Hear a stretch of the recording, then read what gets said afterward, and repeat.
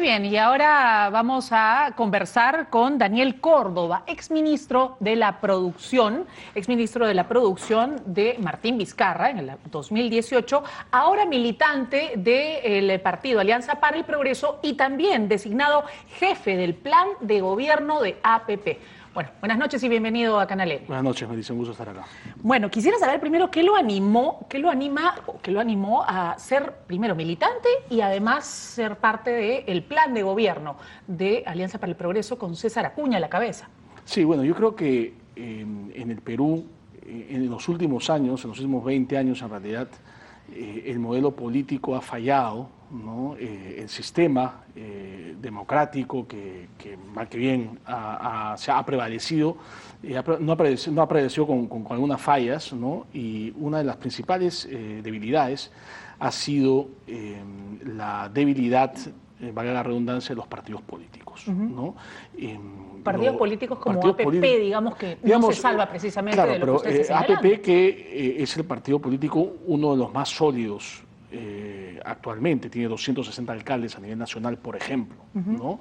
Entonces es un partido que se ha ido formando, digamos, poco a poco, y que el presidente del mismo César Acuña ha decidido ahora incorporar técnicos que puedan fortalecer las propuestas que lleve en este caso a las elecciones legislativas. Correcto. Ahora, me convoca como jefe de plan de gobierno porque básicamente yo toda mi vida me he dedicado a promover políticas públicas que vayan en el sentido del progreso, ¿no? En el sentido del desarrollo, en el sentido de institucionalidad, que es lo que vamos a hacer en esta oportunidad, ¿no? Ahora, probablemente no muchos estarían de acuerdo con lo que usted acaba de señalar, y esto básicamente por el tema de este video, de esta reunión que tuvo usted con el gremio de pescadores, donde supuestamente ofrecía prácticamente la cabeza del ex viceministro Héctor Sodi.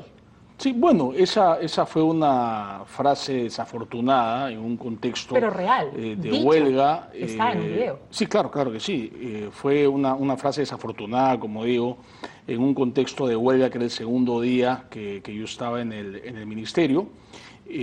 Esa frase yo mismo me sentí incómodo al decirla, como sale en el video. Los mismos pescadores se sintieron incómodos porque fue un producto del estrés del momento, ¿no? Nadie es libre de estar en ese tipo de situación, y no tuvo ninguna, en realidad, la verdad es que no tuvo ninguna consecuencia en la conversación, en la negociación. Tanto es que el acta... Pero no la tuvo, digamos, porque ya usted salió 23 días después de haber asumido también el Ministerio de la Producción, pero esos 22 días a mí me alcanzó el tiempo para establecer una relación muy estrecha con los pescadores artesanales que lamentablemente no habían sido atendidos como es debido. Después Fondepes hubo una huelga y la huelga no acabó cuando usted salió. No, la huelga acabó en ese momento. Ahí, ese mismo día firmamos el acta y en el acta no sale este tema que fue realmente, la verdad fue marginal, claro que tuvo mucho impacto mediático. Entonces el asunto es que en el acta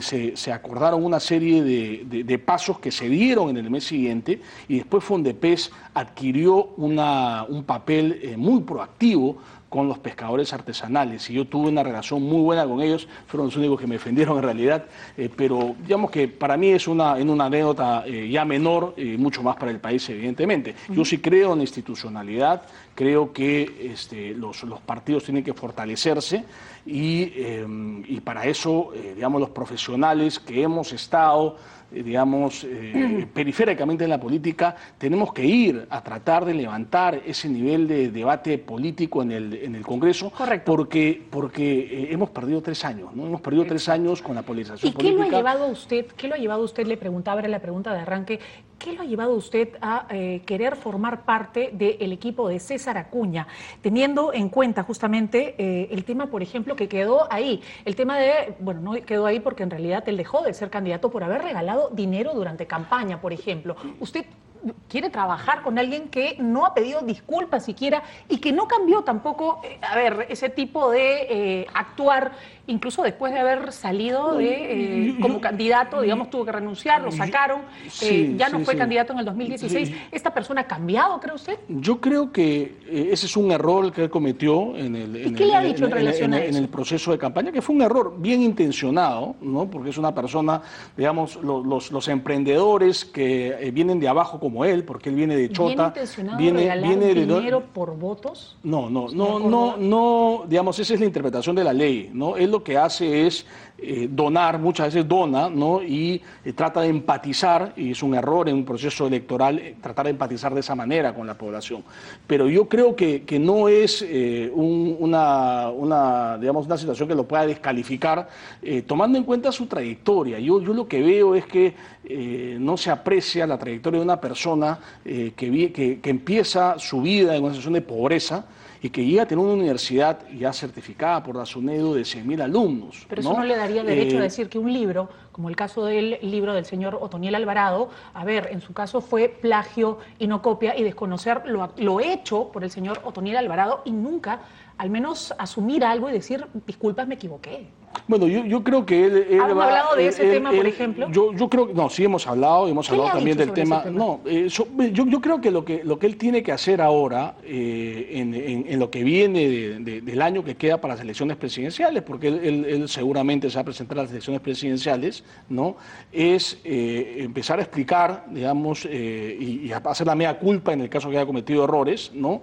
Que son bien puntuales, ¿no? Que son bien puntuales y que para mí no son, digamos, son menores en relación a lo que se necesita para que este país tenga, digamos, un sector, un poder ejecutivo un poquito más elevado. Ha dicho elevado, usted, ¿no? Participación en elecciones busca elevar el nivel del Congreso. ¿Cómo podemos hablar nuevamente de elevar el nivel del Congreso si, por ejemplo, dos de los hijos, uno de ellos congresista, Richard Acuña, tiene una investigación bastante seria por apropiación de un terreno en Trujillo? Bueno, y sobre esa denuncia, de eso sí he hablado yo también, porque me he preocupado de esos temas. Son temas que tienen que ver... O sea, no son cuestionamientos aislados. No, a ver, ¿no? son juicios que tienen que ver con el divorcio del señor Acuña, son temas digamos, de platas entre ex esposos, que eso sucede, digamos, hasta en las mejores familias, ¿no? Yo creo que eso no invalida para nada, digamos, la trayectoria profesional, la trayectoria política, ¿no? Lo que yo creo es que en el Congreso tenemos que ir ahora a temas fundamentales, ¿no? O sea, todos ¿Han hablado, temas, por ejemplo, de qué pasaría con Richard Acuña? ¿Richard Acuña se presentaría para estas elecciones del 2020? Yo creo que en principio, digamos, no se sabe ni siquiera si se pueden presentar. Pero usted se lo recomendaría, ¿cree usted? No, yo creo que no. Yo creo que ningún excongresista del Congreso disuelto debería presentarse por una cuestión de principios, ¿no? Yo no creo que lo haga, creo que no lo va a hacer, de hecho, pero yo creo que, una vez más, lo que tenemos que lograr es que entre gente nueva, que se renueve por completo la clase política para trabajar en beneficio del país. ¿Cuál sería la participación de César Acuña para este Congreso del 2020? ¿Él se lanzaría? No, yo creo que no. Yo creo que él va a ser candidato presidencial. Eso no me cabe ninguna duda. Sí. Correcto. ¿Y también encabezaría la lista de Alianza para el Progreso para el 2021? ¿César Acuña? ¿Han hablado de eso? ¿Le ha adelantado algo? ¿En qué sentido? ¿La lista para el 2020 o para el 2021? Para el 2021. No, él va a ser candidato presidencial. Claro. Bueno, con la nueva legislación. Bueno, ese detalle no lo hemos conversado en realidad, ¿no? Pero a lo que yo voy es que yo creo que lo que el país necesita es un debate político sobre propuestas concretas, ¿no? ¿Y cuáles son las propuestas de Alianza para el Progreso? Bueno, hablando del tema económico, por ejemplo. Bueno, hablando del tema económico, una propuesta que ejecutarían con este Congreso del 2020. Bueno, yo creo que, por ejemplo, en el tema de la infraestructura, el Sistema Nacional de Inversión Pública ha colapsado, ¿no? Maquillado después con el InvirTP. Es un escándalo que en este país, teniendo los recursos financieros para dotarlo de una infraestructura adecuada, ¿no?, la corrupción, por un lado, y la indolencia, la ineficiencia de los funcionarios públicos, ¿no?, haya generado un déficit de infraestructura tan fuerte como el que tenemos ahora. Por ejemplo, una carretera central, que no existe una carretera central. Y ahí vienen, la mayor parte, del 60% de los alimentos de Lima vienen por ahí, ¿no? Para no hablar de otros productos, ¿no? Correcto. ¿Cuál sería dentro del plan de gobierno, del plan económico para este Congreso del 2020, propuesta de Alianza para el Progreso? Tenemos que cambiar la legislación en referencia a la implementación de los proyectos de infraestructura, ¿no? Proinversión, por ejemplo, Proinversión creo que ha aprobado un proyecto ahora en este año, solamente un proyecto, y todavía no se puede ejecutar porque no han tenido la capacidad, la empresa que ganó, para responder financieramente a la inversión. Entonces, tenemos un sistema que ha colapsado, ¿no? Y entonces tenemos que ir a cuestiones de fondo, las cuestiones anecdóticas, los dimes y diretes le han hecho mucho daño, yo creo, a la política peruana, ¿no? Exacto. No solamente eso, sino también la actuación de muchos políticos. Por supuesto. Y las incoherencias que hemos visto también en la Alianza para el Progreso, por ejemplo, en relación, suspendo a Marisol Espinosa, pero no suspendo a mi hijo, ¿no es cierto? A pesar de que tanto Richard Acuña como los otros congresistas de APP votaron en favor, por ejemplo. En ambos casos, en ambos casos se ha entrado un proceso similar, en realidad. De que quisieron hacer tribuno, también de la suspensión de Martín Vizcarra, y luego decir, nosotros siempre hemos estado en alianza con el gobierno. Yo creo que hay incoherencia. Toda esta situación es toda esta zona gris que se hizo, estas controversias que han habido entre el Ejecutivo y el Legislativo, denotan una debilidad en el marco constitucional. Es decir, las cosas no están medianamente claras. Ahora el Jurado Nacional de Elecciones... Y una debilidad también en los partidos políticos y en las cabezas de los partidos políticos, y la incoherencia de la que por eso es que los partidos políticos tienen que nutrirse de nuevos cuadros, por eso es que tenemos ¿Usted se lanzaría al Congreso por el 2020? ¿Usted sería uno? Yo soy precandidato en este momento y bueno, vamos a pasar por el proceso institucional en estas semanas, y con la idea de disminuir los vientres de alquiler, disminuir los invitados. Tenemos que hacer ¿Y el pago política. Para un número, por ejemplo, para por supuesto. Eso no existe en Alianza para el Progreso. No, a mí no me han pedido nada, ni yo he pedido nada. No, acá es una cuestión de contribución técnica, política, para hacer las cosas mejor en este Congreso, ¿no? Muchas gracias a Daniel Córdoba por su presencia aquí esta noche en Noticias de las 10. Hacemos una pausa y regresamos de inmediato.